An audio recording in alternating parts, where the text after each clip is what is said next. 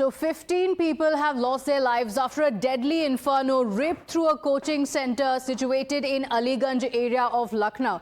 Very, very disturbing visuals were seen of the students trying to jump off the windows to save themselves. These are the dramatic visuals from the spot. Students had no other go. Many of them, in an attempt to save themselves, even tried to jump from the buildings. The Yogi government has constituted a two-member SIT, which consists of an additional chief secretary of the government and an ADG rank IPS officer. This two-member panel has been directed to submit a report within 7 days. 4 officials have also been suspended on the instructions of the UP Chief Minister, and 4 individuals have been arrested so far as part of the investigation. All right, let's get you breaking updates now coming in. The FSL team, along with the director UPFSL, has reached the spot to investigate inside the building. They will be collecting the evidence and trying to ascertain the cause of fire. Now, the FSL team has now begun their investigations in the fire tragedy. There are multiple questions that still remain. What led to the tragedy? Now, there are multiple lapses that have come to light, including there was only one entry and exit point, and biometric identification was required for the gate to open, because of which the students were trapped inside. My colleague Kritika is joining us on the broadcast with the details. Kritika, there are multiple questions on the violations, on what led to the death. Was there a delay in the rescue reaching the students? Take us through what the police officials have ascertained so far.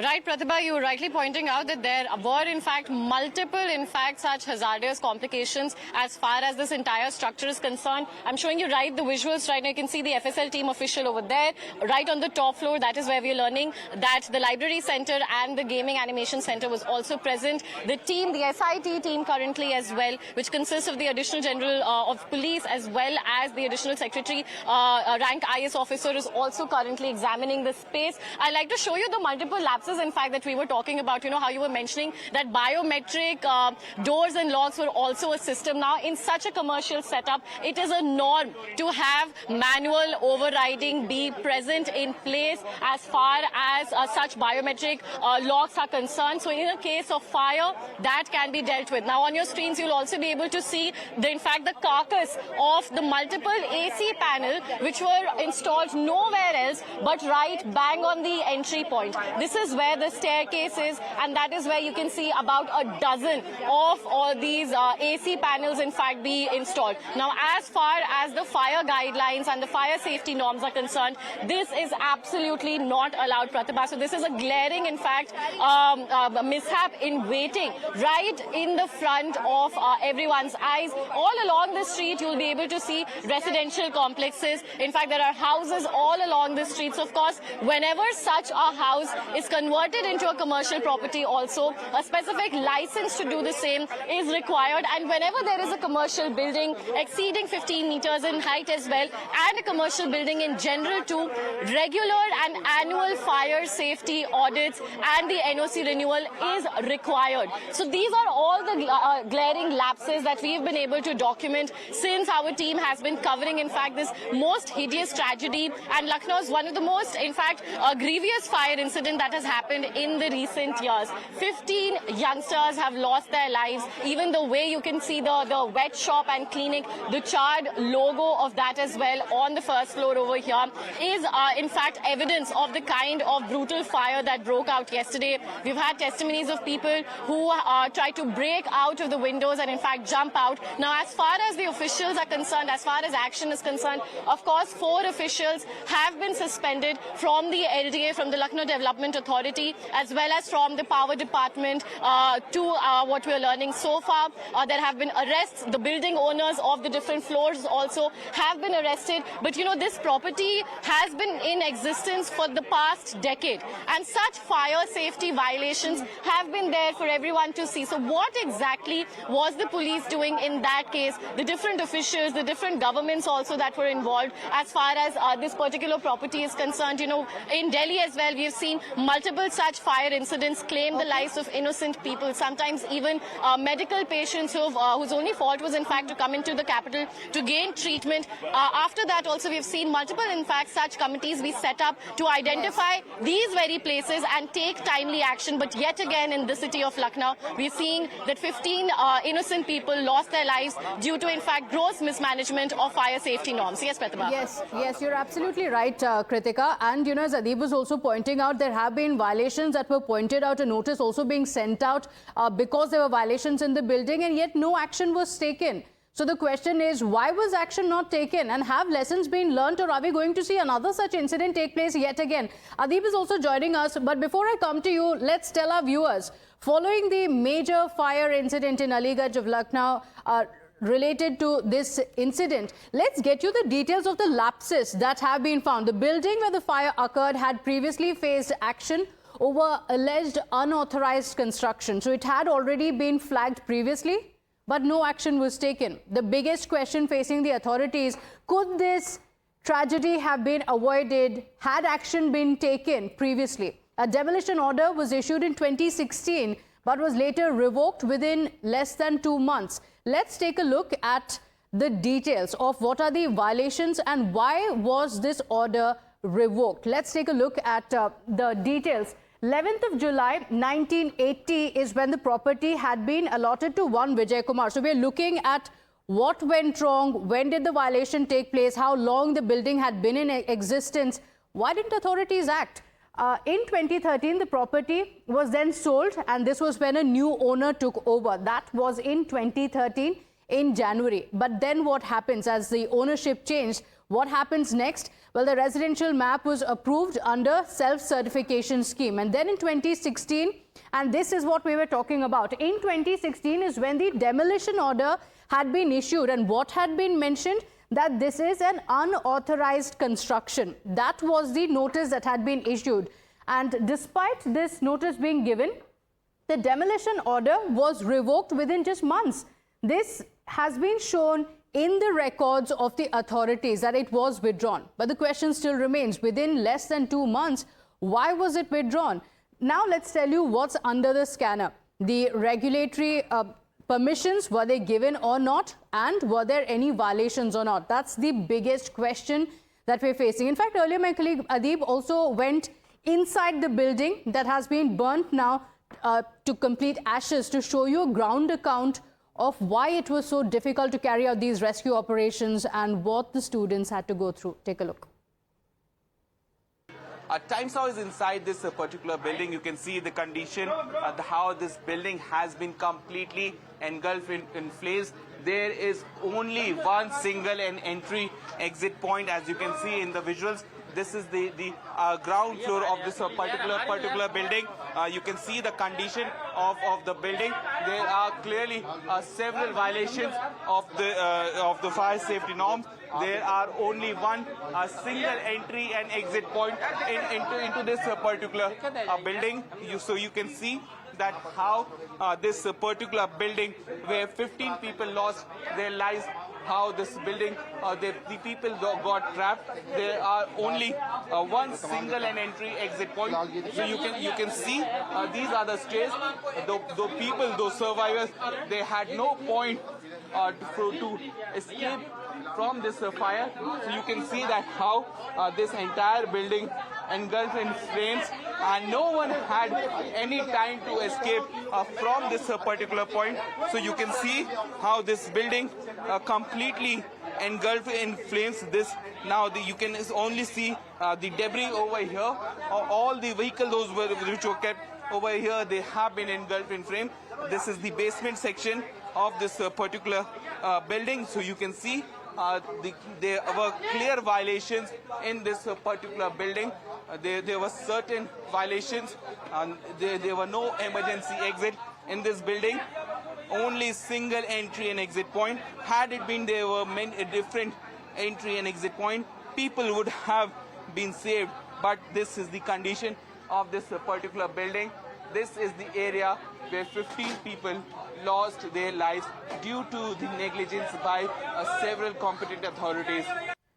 So this is where the teens had been completely trapped with nowhere else to go. But what is the reason for this? Let's talk about the lapses. Now, the biggest lapse is that the building had been expanded to 3 floors without due clearances. So there was no clearance that had been given, and despite that, there were 3 floors to the building. Where were the authorities? Did they not see that there was a 3rd floor that was brought in, and that's where the fire actually broke out? So there is no fire department clearance that had been given for the entire premises.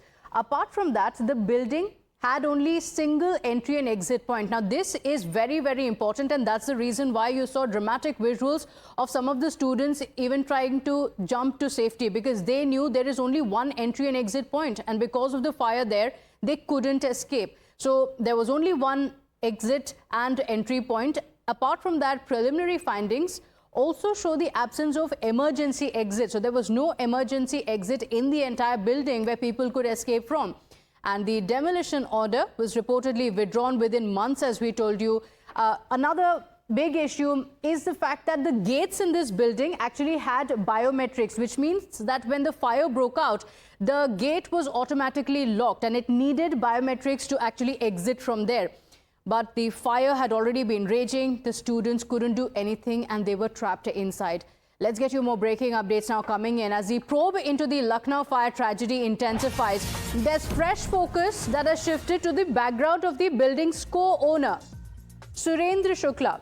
His name had earlier surfaced in the 2015 CPMT paper leak case as well, though he was later given relief after the investigators had found insufficient evidence. So Shukla and his brother have also faced allegations related to large-scale real estate dealings. The revelations have now put the ownership and regulatory history of the building under renewed scrutiny.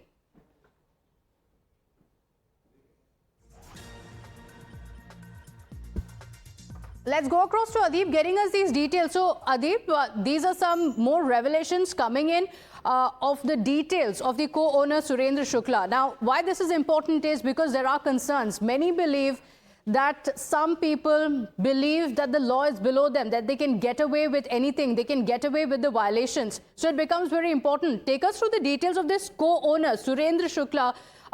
The kind of, who is he, his name surfacing in the paper leak case, what are the details?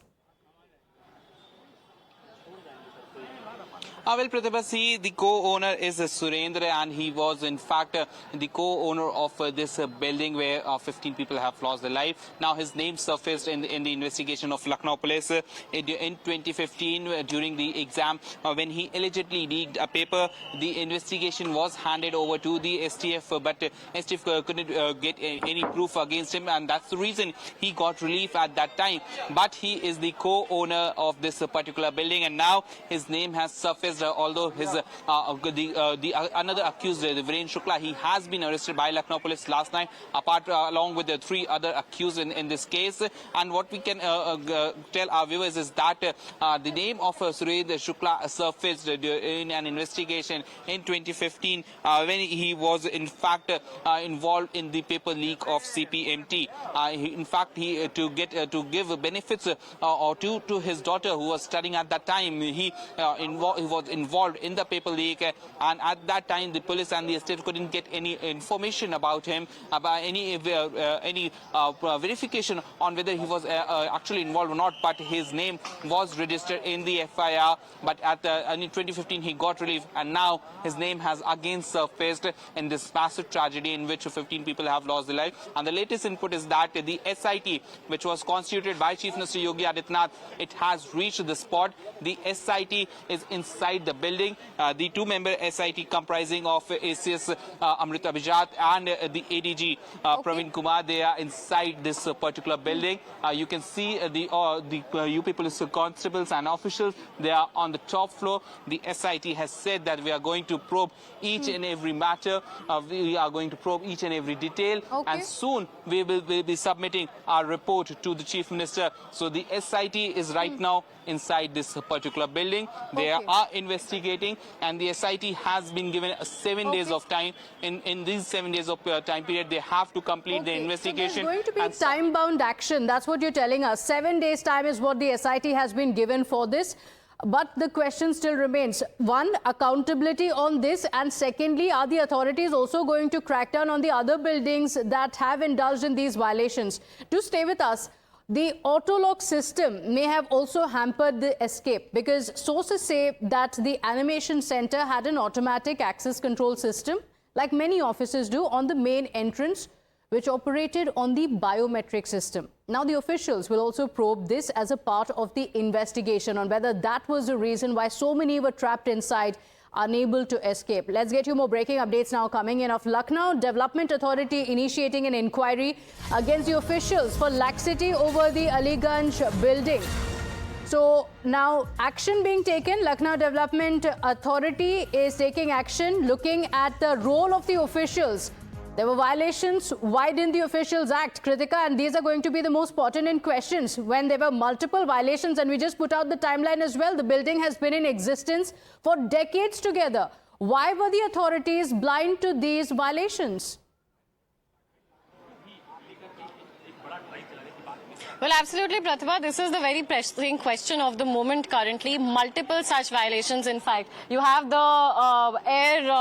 outdoor units blocking the emergency exit or the only exit in that case. So these are two violations right here. The narrow staircase, the third violation, the fact that this was converted into a three-story building, another one so. And this is not happening overnight, remember, or under one regime. All of these changes have been taking place for a decade is basically what we are understanding. Despite that, no action has so far been initiated. So even though 4 officials across LD as well as the power department have been in fact suspended by Uttar Pradesh Chief Minister himself, what we are yet to understand is the roles of the others also who were involved. Say for example the fire safety officials here who had to make sure that in fact yearly renewal of the NOC of the no objection certification takes place. That is again a very important factor that was missing. The biometric locks, while as you say it is very common now for office spaces to have the biometric punch in punch out system, it needs to have a manual override that kicks in the case of emergencies like the kind of fire that we had witnessed yesterday in the city of Lucknow. So all of these violations have to be probed in. 4 suspensions of course isn't enough. 15 lives have been lost, multiple families impacted. You know, multiple of these people were the sole breadwinner of their families as well. Young people with massive aspirations of joining the animation industry, the filming industry, all of that extinguished with this fire. And now the LDA has initiated this much awaited action wherein every official in fact involved in this entire process will be looked into, and it is expected that strict action will be taken. Remember yesterday Uttar Pradesh Chief Minister Yogi Adityanath had also reiterated and assured parents that no guilty official will be spared. So this is the big promise that was made by the Chief Minister yesterday. Now we're seeing the Lucknow Development Authority also acting on the same. Over to you, Pratibha. All right, Kritika and Adeep, thank you for getting us all those inputs. We continue coming back to you for those updates as Times Now puts the focus on accountability and the action that is taken in the case. With that, it's time for us to slip into a very short break here. We'll be